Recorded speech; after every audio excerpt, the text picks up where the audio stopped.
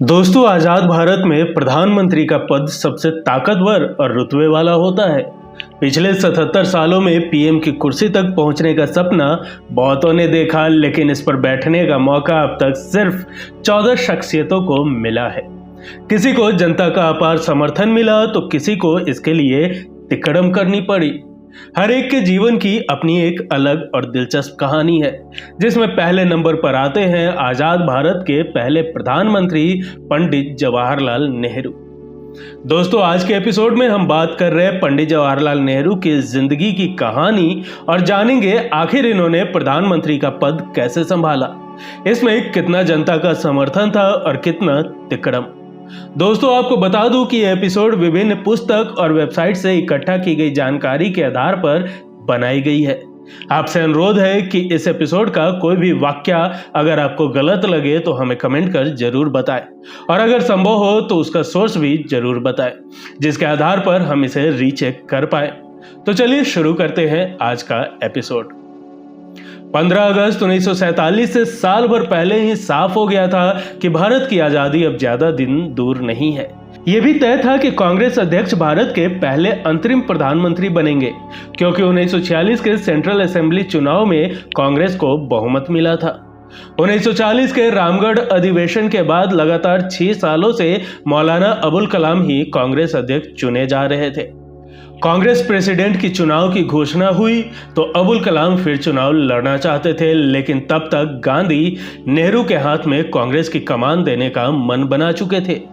20 अप्रैल 1946 को उन्होंने मौलाना को पत्र लिखकर कहा कि वो एक स्टेटमेंट जारी करे कि अब वह अध्यक्ष नहीं बने रहना चाहते। गांधी जी ने साफ कर दिया था कि अगर इस बार मुझसे राय मांगी गई तो मैं जवाहरलाल को पसंद करूंगा। इसके कई कारण हैं, उनका मैं जिक्र नहीं करना चाहता।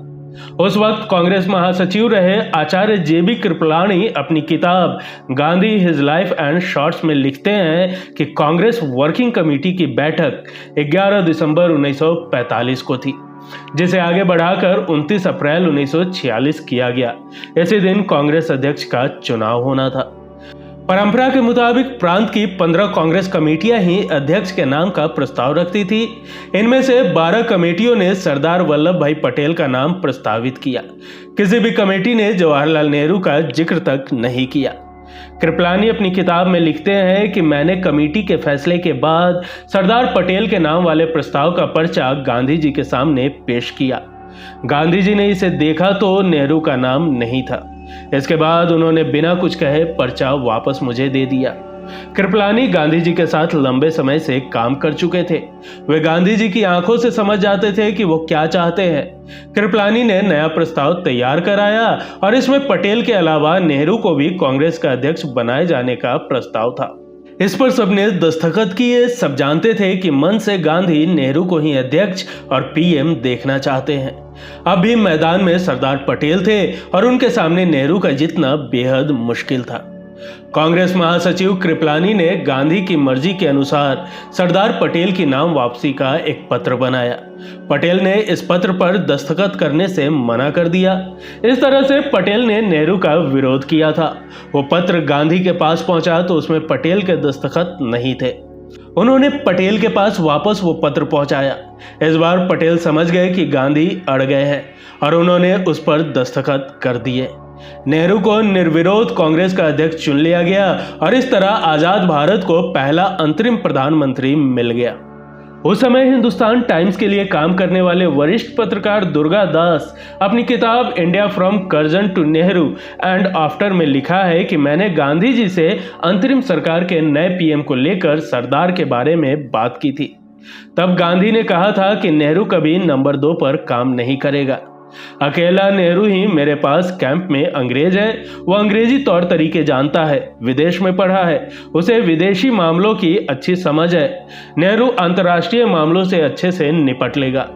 पटेल देश को अच्छे से चला लेगा। ये दोनों देश चलाने वाली बैलगाड़ी के 2 बैल होंगे।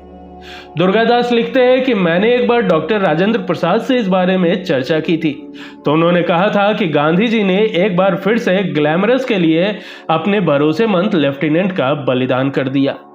वरिष्ठ पत्रकार रशीद किदवई कहते हैं कि नेहरू एक विजनरी नेता थे।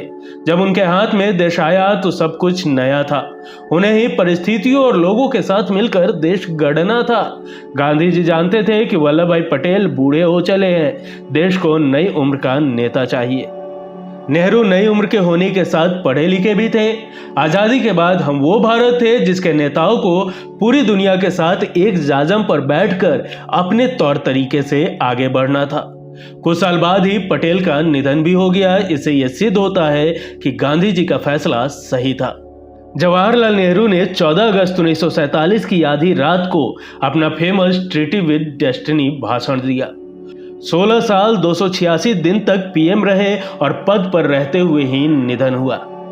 बात करें उनके कार्यकाल और जिंदगी के कुछ सुने अनसुने किस्सों की, तो एक किस्सा है कि जवाहरलाल नेहरू कैम्ब्रिज से वकालत की पढ़ाई करके लौटे थे। कुछ दिनों तक इलाहाबाद हाई कोर्ट में वकालत की, लेकिन फिर ये पेशा छोड़कर गांधी जी के साथ आजादी की लड़ाई में कूद गए।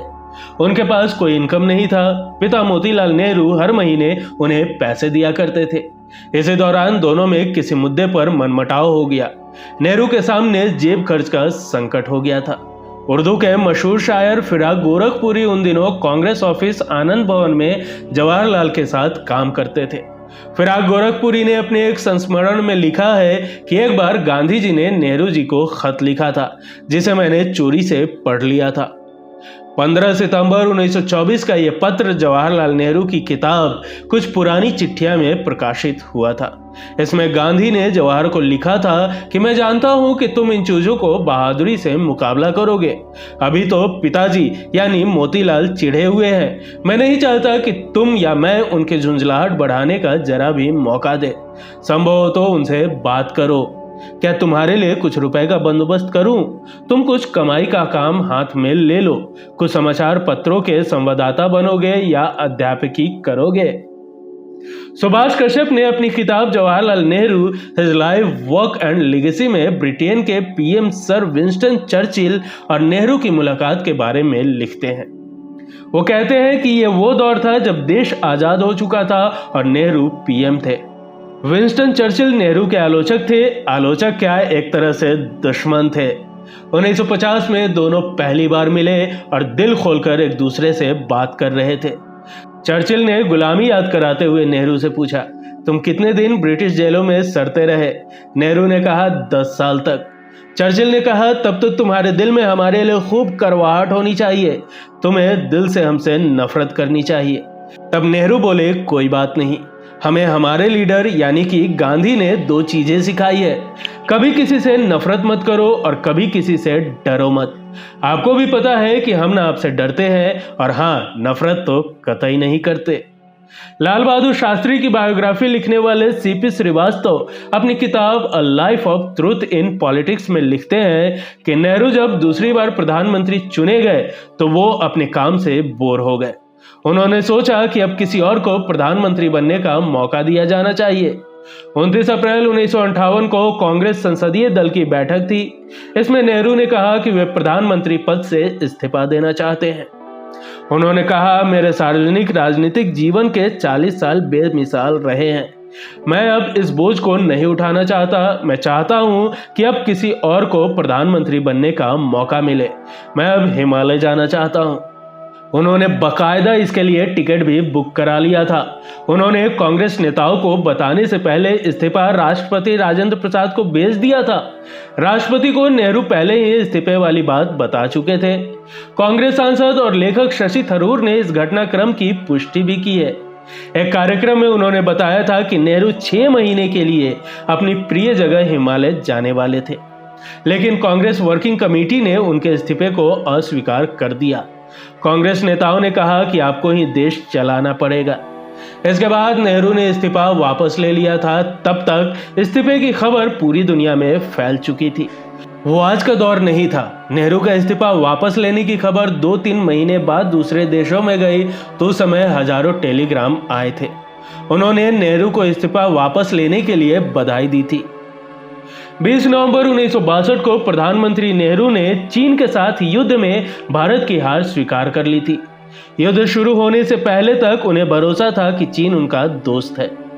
जवाहरलाल नेहरू एक बायोग्राफी में सर्वपल्ली गोपाल लिखते हैं कि तत्कालीन राष्ट्रपति एस राधाकृष्णन ने अपनी ही सरकार पर गंभीर आरोप लगाए थे। उन्होंने नेहरू के फैसलों पर सवाल उठाए थे। एक के बाद एक सरकार और कांग्रेस नेता दबी जुबान में चीन युद्ध के लिए नेहरू को जिम्मेदार मानते थे। नेहरू गंभीर रूप से बीमार हो गए थे। उन्हें स्वास्थ्य लाभ के लिए करीब 1 साल कश्मीर में रहना पड़ा था। वे साल भर में भले ही शारीरिक रूप से ठीक हो गए थे, लेकिन मानसिक रूप से टूट गए थे। वे मई 1964 को दिल्ली लौटे। 27 मई को जब बाथरूम से लौटे तो पीठ दर्द की शिकायत की। तुरंत डॉक्टरों को बुलाया गया, इतने में वे बेहोश हो चुके थे। 27 मई 1964 की दोपहर 2 बजे बेहोशी की हालत में ही दिल का दौरा पड़ने से उनका निधन हो चुका था। नेहरू ने निधन से पहले ही अपनी वसीयत लिख दी थी। उन्होंने साफ लिख दिया था कि कोई कर्मकांड यानी 13वीं वगैरह ना की जाए। उन्होंने लिखा था कि मैं पूरी गंभीरता से यह ऐलान करना चाहता हूं कि मेरी मृत्यु के बाद मेरे लिए कोई धार्मिक अनुष्ठान न किया जाए। इस तरह के अनुष्ठान में मेरी कोई आस्था नहीं है। मैं चाहता हूं कि मेरे मरने के बाद मेरा दाह संस्कार हो। अगर मैं विदेश में मरूं तो वहीं मेरा दाह संस्कार किया जाए, लेकिन मेरी अस्थियां इलाहाबाद लाई जाए। इनमें से मुट्ठी भर गंगा में प्रवाहित की जाए। मैं चाहता हूं कि बाकी हिस्से को आकाश में ऊंचे विमान में ले जाया जाए। वहां से उन खेतों पर बिखेर दिया जाए जहां हमारे किसान मेहनत करते हैं। दोस्तों, अगर बात करें जवाहरलाल नेहरू से जुड़ी कुछ खास सालों की, तो 14 नवंबर 1889 को इनका जन्म इलाहाबाद में हुआ। 1907 में इन्होंने ट्रिनिटी कॉलेज कैम्ब्रिज में पढ़ाई की। 1912 में वे भारत लौटे और इलाहाबाद हाई कोर्ट में वकालत शुरू की। 8 फरवरी 1916 को वो कमला कौल से शादी किए। 19 नवंबर 1917 को इंदिरा गांधी का जन्म हुआ। 1920 में वे असहयोग आंदोलन में शामिल हुए। 1930 में नमक सत्याग्रह आंदोलन में भाग लिए और गिरफ्तार हुए। 23 अप्रैल 1936 को भारतीय राष्ट्रीय कांग्रेस के लखनऊ अधिवेशन की अध्यक्षता की। इन्हें 1946 में भारतीय राष्ट्रीय कांग्रेस का अध्यक्ष चुना गया। इसी समय पीएम पद के लिए भी चुना गया। 1952 में पहले आम चुनाव के बाद मई में नई सरकार बनी। 1954 में चाउ इन लाई ने भारत का दौरा किया। नेहरू ने हिंदी चीनी भाई भाई का नारा दिया। 1957 में दूसरे आम चुनाव के बाद अप्रैल में नई सरकार बनी। 1962 में तीसरे आम चुनाव के बाद अप्रैल में नई सरकार बनी और चीन ने हमला किया। 27 मई 1964 को नई दिल्ली में जवाहरलाल नेहरू जी का निधन हो गया। तो दोस्तों, ये थी पंडित नेहरू के प्रधानमंत्री बनने की कुछ सुनी अनसुनी कहानी। दोस्तों, अगर इनमें से कोई भी बात आपको गलत लगती हो तो हमें कमेंट कर जरूर बताएं। वीडियो पसंद आई हो तो एक लाइक और चैनल को सब्सक्राइब जरूर करें। मिलेंगे अगले एपिसोड में फिर किसी दिलचस्प किस्सों के साथ। तब तक के लिए नमस्कार।